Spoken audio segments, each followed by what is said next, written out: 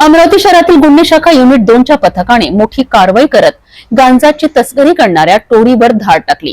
नांदगाव पेठ टोलनाका ते वाडकी मार्गावर ही कारवाई करण्यात आली असून तब्बल 13,52,000 रुपयांचा मुद्देमाल पोलिसांनी जप्त केलाय।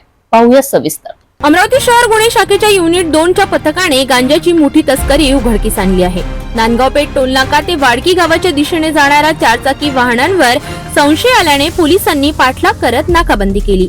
MH48A 4900 क्रमांकाच्या वाहनात 2 पुरुष आणि 3 महिला अवैधरित्या गांजा वाहून नेत होते। वाहन अडवून पोलिसांनी वाहनातील सय्यद राशीद, सय्यद जमशेद वय वर्ष 35, अरफाक दानिश, शब्बीर पटेल वय वर्ष 23 आणि 3 महिलांना ताब्यात घेतले।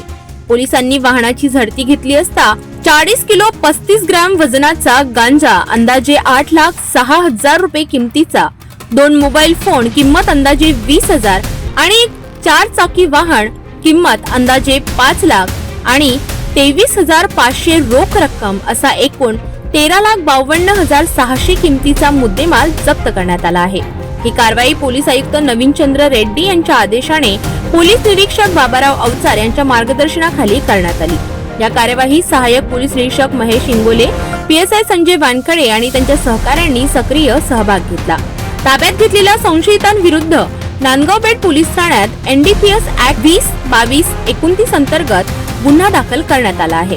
शहरात अशी गांजाच्या तस्करीसाठी प्रकरण उघडकीस येणे हे चिंतेची बाब असून पोलिसांनी सजग राहून मोठी टोळी उद्ध्वस्त केली आहे। अमरावती पोलिसांच्या या कारवाईमुळे शहरात सुरू असलेली गांजाची मोठी तस्करी थांबवण्यास यश आले आहे।